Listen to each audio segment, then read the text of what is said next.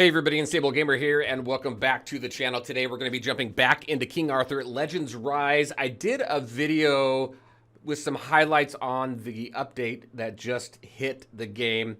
Now we're going to go just a little bit deeper. I'm going to share some stuff with you, and then I'm going to leave a link to the notes in the description below so you can dive into that, because there is a ton. I did just pick out a few things I really wanted to highlight. So let's go ahead and jump into that. But first, before we do, if you're just now finding this channel and you want to stay up to date with this and other games, consider hitting that subscribe button so you don't miss out.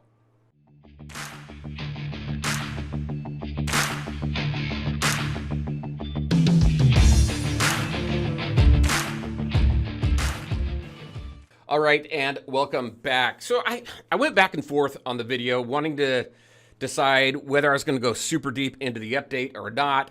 I decided not to. Like I said, I'll leave a link in the description below so you can go ahead and dive into it. There is a ton to go over, and honestly, it'd probably make a pretty boring video. So I wanted to pull a few things out that I thought were cool to highlight. There's some pretty cool stuff that was added to the game. There's some things that are kind of so we're going to cover up some of that. But definitely, if you're really super interested in every little detail, check that link out below. Also, to be fair, when the game launches in 2024, 99% of the people who are going to be playing at launch aren't going to care because they're not going to know the difference, really, right, of what happened through beta and what it took to get there. Maybe they watched a few videos, but honestly, they're not going to care. They're going to care about what is going on in the game at that point.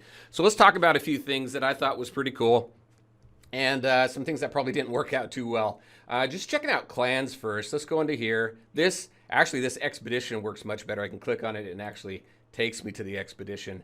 A few changes in here. We did discuss that the clan members did get decreased down to 50. That has to do with some events and things that they have planned that plays better towards the a smaller alliance. We'll see how that looks. Also, the clan raids are different. So we don't have it over here. It's over here, and the whole UI looks very different here.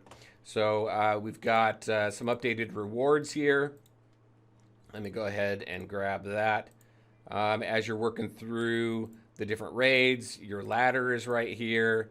You can see the rewards here as you get through the different tiers.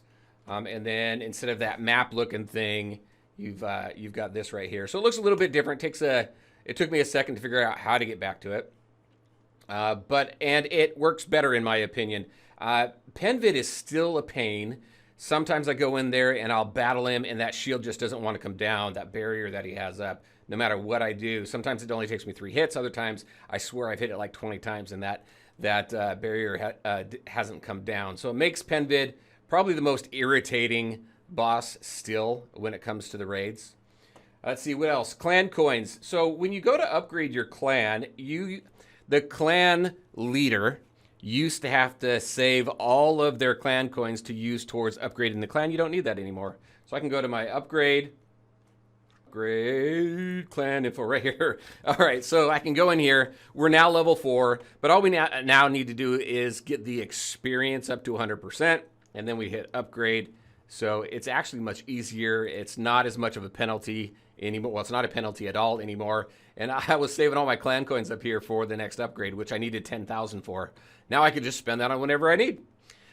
So that, and then one thing that I thought was cool and I've been needing for a long time is this whole, we now have last logged in. It is cut off. So hopefully they get that fixed fairly soon. I know that they're aware of it because we talked about it on their Discord. But that is very cool for clan management, because without that, you don't know who's logging in and who's not, unless you keep very detailed notes on their clan contributions and whether they're contributing to raid.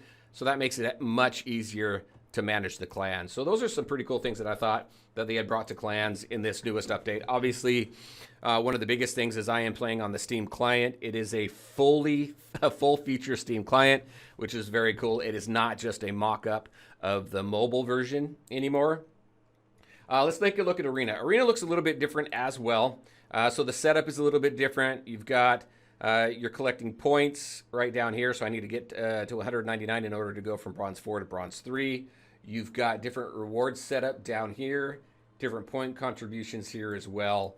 So everything looks a little bit different. You also have these. I don't think this was part of the build before, but you can see which day or night or season or whatever is currently going on in the arena, so that you can take advantage of that when you set up your your arena teams.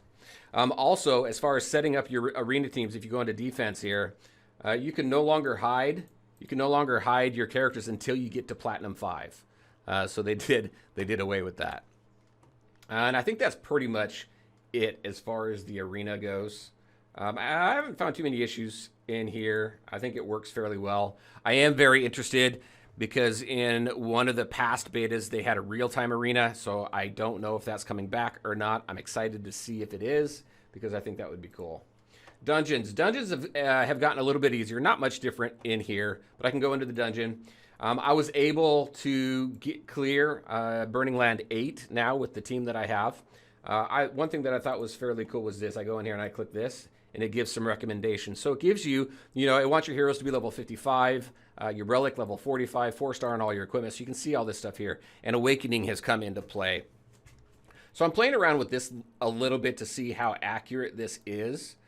This team here actually well, actually, no, that's not the right team. Hold on. Let me go out, back in. There we go. This is the team that I've been using to clear Gorgos, and I can clear this Burning Lands 8 with this team in a little over 4 minutes, which is pretty cool. If this is 100% accurate with these characters and it's saying, hey, out of your roster, this is what the game would recommend, you would just hit OK and it would adjust your team for that. But so I'm playing around with that, seeing how accurate this is, how helpful it is so far. As far as this goes, the recommendations on levels and stuff like that, it's fairly close. As far as these characters up here, I don't know yet. I still like this team. I did it again. I still like this team for right now. And then the difficulty for the dungeons, like I said, has gotten a little bit easier. So I think that's good as well. All right, what else do we got? We've got Keepsakes. So when we take a look at Keepsakes here, and we go to our equipment, we now know what it requires in order to unlock Keepsakes. And this is where I hope maybe they make some adjustments before it hits launch, because this is very RNG dependent. In order to awaken, so let's just go to my character here. In order to awaken, you just need one copy to get that first star of awakening, right? To do it again, I need 3 copies of him now, and I need 5 of this resource here, which you can get through the story. You can get in missions and expedition. You can also get it through no, you can't get this through alchemy, but the next levels you can get through alchemy. So this isn't too bad actually either if you have this piece. This is easy. This resource is easy. This is the piece that I think is difficult because, again, it's very RNG dependent. And when I take a look at global launch, here's where my concern comes in. I didn't have this concern before. I do now because of this. Those of us who have been playing beta, this is a no-wipe beta from what we're being told. Also, we're being told that it's all going to be one server, so we're all going to be playing on the same server. The concern is there is a lot of people who wait until global. Once they get there, now we're going to be, since we have Arena and we've got all these beta players who have all of these characters right here, all of these have been saving up. Most of us have been saving this up because we knew this mechanic was coming. Now we're going to have a bunch of people in Arena flooded who are awakened, and then the brand new players coming in are going to have a very difficult time getting to the higher levels of Arena without having to pay. Typically, if you're going to really focus on topping the ladders, you're going to pay anyway, but this is going to make it a little more difficult, I think. And then just the whole awakening process here, especially with global players coming into play, RNG is a heavy factor here. So you can't do anything here. You can't go farm pieces of this guy from a node like you can in some turn-based RPG games. You have to summon extra copies of him. So again, it's very RNG heavy focused. Same with relics. Now you can go to your relics. You can awaken them as well. I need 10 of this one right here in order to get it up to 1 star. I don't know what I need to take it to a 2-star. I don't think I have anybody who has a 1-star relic weapon, do I? Oh no, I've got Arthur here at 2-star. No, hold on. Let me go to his relic. Yeah, so I need 10 of this too. Now, some of these you can get out of the Arena store. There's a limited number of weapons and character shards you can get out of there. You can also go into here, your summoning here. You can go to the shard shop. This is RNG, though. It really depends on who's in there. So like right here, I can get one copy of this guy if I've got this resource here. So that's my biggest concern when it comes to keepsakes. You need 1 star just to unlock the belt, 3 and 6 star in order to use those other 3. And these are items that are going to have additional stat stuff on them like this, right? Effect resistance, critical strike rate, all these different stats. These are the ones that are going to be attached to your keepsake. So it'll be interesting. It'll be interesting to see how this mechanic here evolves. I think this needs to go away, though. This needs to be something different. Maybe 6 star. Maybe you get them all the way up to 6 star, 6 normal stars. I don't think they should be tied to these awakening levels right now. We'll see, though.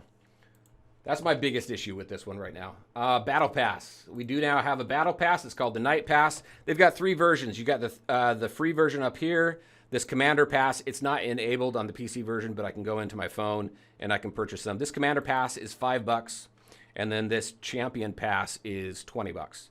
I don't think it's too bad. I think this Night Pass up here, a lot of basic stuff that you're going to be getting. And so far, I'm doing fairly well on levels. The Commander Pass, I think for the Commander Pass, it's $5. So I think you're getting a fair amount of resources there. I think I would like to see more of these special summoning tickets in here, or even some other, maybe a few more of these. But the Champion Pass, I think the Champion Pass probably needs a little bit more down here.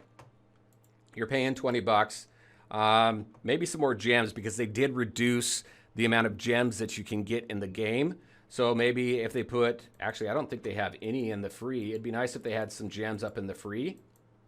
And in the Commander Pass, you got 30, and down here you got 50. Now you do get 12 summons here for your special tickets.